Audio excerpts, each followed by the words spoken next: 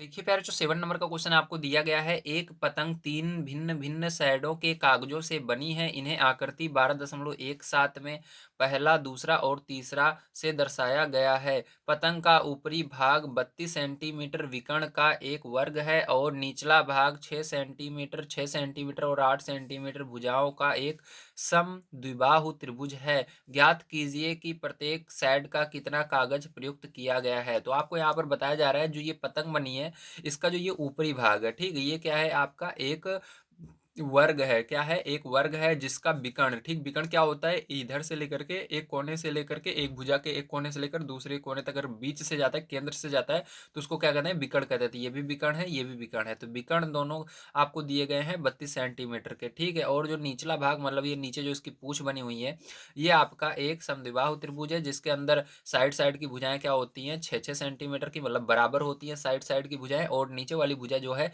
वो अलग होती है। तो नीचे वाली भुजा आपको 8 सेंटीमीटर दिया गया है। तो चलिए अब देखते हैं किस प्रकार से करेंगे। अगर आप ध्यान से समझें तो इसके अंदर आपका ये क्या बन रहा है, एक वर्ग बन रहा है, ठीक है। और ये क्या हो रहा है, विकर्ण दो बन रहे हैं। अब सबसे पहले हमको क्या करना है, इसके अंदर देखो, सबसे पहले देखना है कितने साइड हैं। तो देखो, एक इस कलर का आपका शैडो दिख रहा है, और दूसरा व्हाइट कलर का है, और तीसरा ये वाला है, ठीक है। तो हमको तीनों का यहाँ पर निकालना होगा, ठीक है, क्षेत्रफल। तो चलिए चलते हैं कॉपी पर, देखते हैं किस प्रकार से इसका क्षेत्रफल निकालेंगे। तो देखिए बच्चों, सबसे पहले आपको ये समझना होगा कि हमको क्या दिया गया है। हमको दिया गया है वर्गाकार भाग का विकर्ण, ठीक है। तो 32 सेंटीमीटर आपको दिया गया है, ठीक है। अब इसके अंदर आपको एक चीज और समझना होगा कि वर्ग के जो विकर्ण होते हैं वो बराबर होते हैं, तथा एक दूसरे को क्या करते हैं, समकोण पर समद्विभाजित करते हैं, ठीक है, मतलब समकोण बनाते हैं। तो यहाँ पर देखिए, अब मैं आपको चित्र में दिखाता हूँ। तो देखो, जैसे ही ये आपका क्या हुआ, यहाँ पर हमने विकर्ण को यहाँ पर देखा बढ़िया तरीके से, तो क्या बनेगा यहाँ पर, ठीक है, 90 अंश का कोण बनेगा, और इस साइड में 90 अंश का कोण बनेगा, और इधर भी 90 अंश का कोण बनेगा, इधर भी, मतलब इसके चारों तरफ, ये जो बीच में जहां पर ये विकर्ण आपस में मिल रहे हैं, इसके इधर भी 90 अंश का कोण बनेगा, इधर भी, इधर भी, इधर भी, मतलब चारों त्रिभुजों पर 90-90 अंश का कोण बन रहा है। तो देखो, जो हमको निकालना है, सैडो निकालना है, मतलब सैडो मतलब होता है जो इसके कलर है, ठीक है। तो देखो, ये वाला कलर अगर देखे पैरचो हम, ठीक है, तो इसके अंदर इस कलर के दो त्रिभुज बन रहे हैं। पहला तो इधर बन रहा है, दूसरा इधर बन रहा है, ठीक है। तो क्या करेंगे, इसके अंदर हम फॉर्मूला लगाएंगे, और इसके अंदर मैंने बताया था, जब 90 अंश का कोण होता है, तो यहाँ पर त्रिभुज का क्षेत्रफल निकालने के लिए हम कौन सा फॉर्मूला लगाते हैं। तो चलिए फिर से मैं बता देता हूँ। तो सबसे पहले भाग एक का हम यहाँ पर निकालते हैं क्षेत्रफल। तो यहाँ पर लिखेंगे भाग एक में बने त्रिभुजों का क्षेत्रफल, ठीक है। अब देखो बराबर, अब ध्यान से समझना, दो त्रिभुज बन रहे हैं भाग एक में, ठीक है, मैंने दिखाया, तो दो लिखेंगे सबसे पहले गुणा। अब यहाँ पर देखो, भाग एक जो है समकोण त्रिभुज बन रहा है, मैंने आपको बताया कि यहाँ पर 90 अंश का कोण बनेगा, तो समकोण उसको बोलते हैं। समकोण का क्षेत्रफल निकालने के लिए आप या तो हीरोन का सूत्र लगाइए, या डायरेक्ट जो मैं बता रहा हूँ इसको लगाइए, ये वाला ज्यादा सही पड़ेगा। तो 1/2 आधार गुणे ऊंचाई होता है, क्या होता है, 1/2 आधार गुणे ऊंचाई, ठीक है, आधार गुणे ऊंचाई, ये फॉर्मूला होता है। तो इसको आप लगा सकते हो डायरेक्ट, ठीक है। अब ध्यान समझना है यहाँ पर पैरचो, इसका आधार देखो, आधार आपको निकालना है, तो यहाँ पर आपको दिया ही गया है, ठीक है। इसका विकर्ण जो है 32 सेंटीमीटर है, तो 32 सेंटीमीटर मतलब यहाँ से लेकर यहाँ तक 32 सेंटीमीटर आपको दिया गया है, ठीक है। अगर हम आधा इसका कर दें, 32 का आधा कर दें, तो आधा दूरी इतनी हो जाएगी, आधी इतनी हो जाएगी। तो 32 का आधा करोगे 16-16 आ जाएगा, मतलब यहाँ से लेकर के यहाँ तक 16 सेंटीमीटर है, और यहाँ से लेकर यहाँ तक 16 है, ठीक, 16-16 32 हो जाएगा पूरा। इसी प्रकार से यहाँ पर इस वाली लाइन को अगर देखो, तो ये भी आपका 32 सेंटीमीटर का, क्योंकि मैंने बताया विकर्ण बराबर होते हैं, तो ये भी 16, ये भी 16 था। यहाँ से देखो, आपका भाग एक में ये त्रिभुज बन रहा है, किसी एक त्रिभुज को ले लो, इसका देखो 16 इतनी दूरी है, और ये वाली कितनी आ जाएगी, ये भी 16 आ जाएगी, 16-16, ठीक, ये आधार हो गया, ये ऊंचाई हो गई 16-16। तो हमको पता चल गया इसका आधार और ऊंचाई कितनी हो जाएगी। तो यहाँ पर देखो, दो से तो दो कट जाएगा आपका, ठीक है, और यहाँ पर आधार का मान रख देंगे कितना, 16, ठीक है, 16 × 16, ठीक है। अब यहाँ पर गुणा कर लेना, तो 16 का 16 में गुणा करोगे तो कितना आ जाएगा, 256 आ जाएगा। ठीक है, किस में आएगा, सेंटीमीटर स्क्वायर में आएगा। ठीक, किस में आएगा, क्षेत्रफल हमेशा जो यूनिट रहती है उसके अंदर स्क्वायर लगा देते हैं। यहाँ पर सेंटीमीटर में था मान, यहाँ पर स्क्वायर, जब क्षेत्रफल निकालेंगे सेंटीमीटर के ऊपर स्क्वायर लगा देना है। ठीक है, तो यहाँ से हमारा क्या हो गया, भाग एक का, भाग एक में जितने भी त्रिभुज बन रहे हैं, दो त्रिभुज बन रहे थे, दोनों का क्षेत्रफल हमने निकाल लिया। भाग दो का भी इसी तरह बिल्कुल निकलेगा, क्योंकि भाग दो में अगर आप देखो तो सेम टू सेम इसके अंदर भी बन रहा है, बस क्या है, ये नीचे की तरफ बन रहा है। ठीक है, इसके अंदर उल्टा बन गया, ये देखो, ये ऊपर था, ये नीचे आ गया। ठीक है, बस वही सेम चीज़ है, लेकिन यहाँ पर भी 90 अंश यहाँ पर बन रहा है, इसमें ऊपर बन रहा था। ठीक है, चलो अब देखो कैसे करेंगे इसको। तो इसको भी बिल्कुल उसी तरह से करना है। तो इसके अंदर लिखना है भाग दो में बने त्रिभुजों का क्षेत्रफल बराबर, तो यहाँ पर भी दो त्रिभुज बन रहे हैं, नीचे भी, तो दो लिखेंगे, 1/2 आधार गुणे ऊंचाई।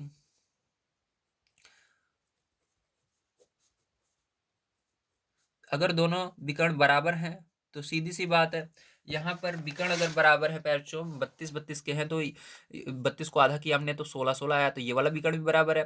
तो यहाँ पर भी 32 का आधा करोगे, 16 इतनी दूरी होगी, 16 ये वाली होगी। ठीक, तो यहाँ पर भी आपको पता चल गया कि ये दूरी 16 होगी नीचे में, और ये इस वाले नीचे वाले त्रिभुज का ये जो आधार होगा ये भी 16 होगा। ठीक है, तो 16-16 इसके अंदर भी आपको लिख देना है।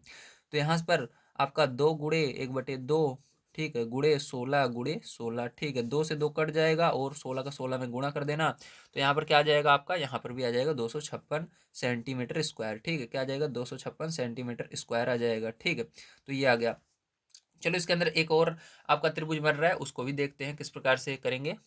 तो देखिए, सबसे पहले लिखना भाग 3 में समद्विबाहु त्रिभुज है। तो यहाँ पर मानना है आपको इसकी सभी भुजाओं को, ए बराबर पहली भुजा को मान लेना, 8 सेंटीमीटर आपको दिया गया है। ठीक है, तो 8 सेंटीमीटर, आप किसी को भी कोई सी भी मान सकते हो। ठीक, कोई दिक्कत नहीं है।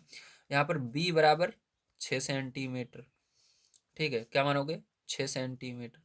और सी बराबर क्या मानोगे, ये भी 6 सेंटीमीटर। ठीक है, क्योंकि दो भुजाएं बराबर है और एक अलग है। ठीक, इसके अंदर, तो चलो अब ध्यान से देखना। इसके बाद आपको पता चल गया, अब यहाँ पर हम अर्ध परिमाप इसका निकालेंगे। ठीक है, तो चलो इसलिए हम क्या करते हैं, इसका अर्ध परिमाप निकाल लेते हैं।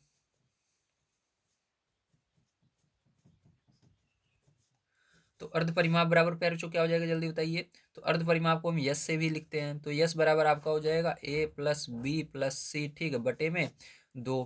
तो आगे देखिए, ए का मान रख दीजिए 8, और बी का मान रख दीजिए 6, और सी का मान रख दीजिए 6 बटे में 2। ठीक है, अब जोड़ लीजिए इसको, तो 8 6 14, 14 और 6 आपका 20। ठीक है, 20 बटे में 2, 2 से भाग दे देना, तो यहाँ पर आ जाएगा आपका 10 सेंटीमीटर। कितना आ जाएगा, 10 सेंटीमीटर आ जाएगा। ठीक, तो यहाँ पर यस बराबर हमने क्या निकाला, यस बराबर हमने निकाला 10 सेंटीमीटर। ठीक है, तो यस बहुत जरूरी रहता है आपको कर, ठीक है, हीरोन का सूत्र अगर आप लगाते हो तो।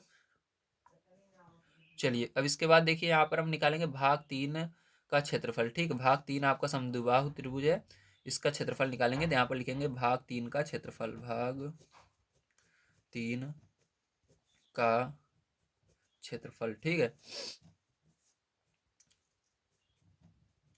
तो भाग 3 का क्षेत्रफल पैर जो निकालना है, तो यहाँ पर भाग 3 का क्षेत्रफल बराबर क्या हो जाएगा आपका, अंडर रूट के अंदर यस ब्रैकेट में यस माइनस ए, यस माइनस बी, और यस माइनस सी हो जाएगा। ठीक है, अब देखिए ध्यान से, इसके बाद क्या होगा, यहाँ पर आपका अंडर रूट के अंदर हो जाएगा, यस का मान कितना है, 10 है, 10 लिख देंगे। फिर से यस का मान 10 है, माइनस ए का मान कितना है, ए का मान 8 है, 8 लिख देंगे। ठीक है, और यहाँ पर यस का मान कितना है, 10 है, 10 लिख देंगे। यस, यहाँ पर बी का मान कितना हो जाएगा, बी का मान 6। ठीक है, और यहाँ पर यस का मान 10, और सी का मान 6, ये हो गया। ठीक, अब देखो इसको सॉल्व करना है आपको, तो यहाँ पर सॉल्व करते हैं, ध्यान से देखिएगा। यहाँ पर 10 गुणा लगाएंगे, 10 में से 8 गए, 2 आएगा, यहाँ पर कितना आएगा, 4 आएगा, यहाँ पर कितना आएगा, 4 आएगा। ठीक है, इतना आ गया। अब देखो इसके बाद ध्यान से अगर आप देखो, तो यहाँ पर आएगा अंडर रूट। ठीक है, अब यहाँ पर देखो, इसका हम अभाज्य गुणनखंड करते हैं, मतलब इसको छोटे छोटे भाग में तोड़ लेते हैं, 5 दूनी 10, तो 5 अलग हो जाएगा, 2 अलग हो जाएगा। ठीक है, यहाँ से अब यहाँ पर देखो, 2 तो आपका अलग पहले से ही था, इसको लिख लेना। अब इसको भी अलग कर लो, इसको अलग करने की जरूरत नहीं है, इसको 4 4 ऐसे ही रहने दो, ठीक, क्योंकि ये पहले से ही 2 बार है, तो इसको ऐसे डायरेक्ट बाहर निकालेंगे। देखो जो 2 बार रहेगा वो बाहर निकल जाएगा। तो फिर जो यहाँ पर अगर आप ध्यान से देखो तो आपका देखो 2 यहाँ पर कितनी बार है, 2 बार, तो 2 यहाँ से बाहर निकल जाएगा, गुणा लगाएंगे। 4 भी 2 बार है, 4 भी बाहर निकल जाएगा, लेकिन 5 2 बार नहीं है, ये अंदर ही रह जाएगा अंडर रूट के, ठीक है, इस तरह से।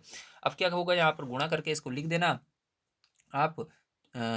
4 दूनी 8 अंडर रूट 5, क्या होगा, 4 अंडर रूट 5 आ रहा है, ठीक है। इसका अगर आपके में ये आंसर नहीं आ रहा है तो क्या करना, इसका आप, ठीक है, दशमलव, इसको दशमलव में ले जाना, मतलब अंडर रूट 5 का मान क्या होता है उसको निकालना, उसके बाद 8 में गुणा कर देना, ठीक है। एक बार मैं चेक कर लेता हूँ। तो देखिए यहाँ पर ध्यान से समझना है पैरचो आपको, ठीक है। इसके आगे अगर हम देखें, ध्यान समझना, तो 8 गुणा अंडर रूट 5 का मान जो आपको आएगा निकालोगे तो 2.23 आएगा, ठीक है। अब इसका जब गुणा करोगे फिर जो इसके अंदर, तो आपका कितना आएगा, अगर इसका आप गुणा कर लेते हो इसके अंदर, तो आपका आएगा 17.88, क्या आएगा, 17.88 आएगा, ठीक है। तो आप चाहो तो इसको क्या कर सकते हो, इसको आप ऐसे भी लिख सकते हो, या चाहो आप इसके एक अंक तक अगर लिखना चाहते हो तो यहाँ पर क्या हो जाएगा, देखो 5 या 5 से ज़्यादा रहता है तो एक इधर जुड़ जाता है, तो इधर 9 बन जाएगा, ठीक है। तो हम इसको जैसे वैसे लिखते हैं, तो हमारा देखो यहाँ पर आंसर ये भी आ गया। तो हमने तीनों आकृति का आंसर निकाल लिया है। चलिए अब सबको हम यहाँ पर जोड़ लेते हैं, ठीक है। सबको हमको क्या करना पड़ेगा, यहाँ पर ऐड भी करना पड़ेगा, है ना। तो चलो ध्यान से देखना है, देखता हूँ सबको ऐड करना है, अलग अलग आपको दिखाना है, ठीक है। तो एक बार मैं चेक कर लेता हूँ आपकी बुक में क्वेश्चन में क्या कह रहा था ना। अगर सबको एक साथ कह रहा था तो एक साथ करेंगे, नहीं तो अलग अलग कह रहा था तो अलग अलग ही हमको करना पड़ेगा, ठीक है। चलिए देख लेते हैं। तो कह रहा है प्रत्येक साइड का कितना कागज प्रयुक्त किया गया, मतलब सबको अलग अलग बताना है। तो चलिए हम यहाँ पर आपको आंसर इसका दिखाते हैं। तो देखिए इस तरह से आपको लिख देना है जितना जितना आपका आया है। तो जब हमने भाग 1 और भाग 2 का क्षेत्रफल निकाला था तो आपको याद होगा 256 सेंटीमीटर स्क्वायर आया था, ठीक है। अभी जब हमने निकाला भाग 3 का क्षेत्रफल, तो भाग 3 के कागज का क्षेत्रफल तो 17.88 मतलब 88 सेंटीमीटर स्क्वायर आया, ठीक है। तो ये लिख देना है, जो यही हो जाएगा आपका आंसर, ठीक, करेक्ट। और यहाँ पर देखो हमने एक चीज़ नहीं लगाया, सेंटीमीटर स्क्वायर लगा देना यहाँ पर भी, ठीक। तो यहाँ पर लगाना आपको जरूरी है, ठीक है। इसको भूलना मत, कभी भी क्षेत्रफल निकालते हो तो जो यूनिट रहती है उसका स्क्वायर लगा दिया करो, ठीक। तो ये हो जाएगा। तो पैरचो आप सभी को समझ में आ गया होगा, तो ये करेक्ट आंसर हो जाएगा आपका।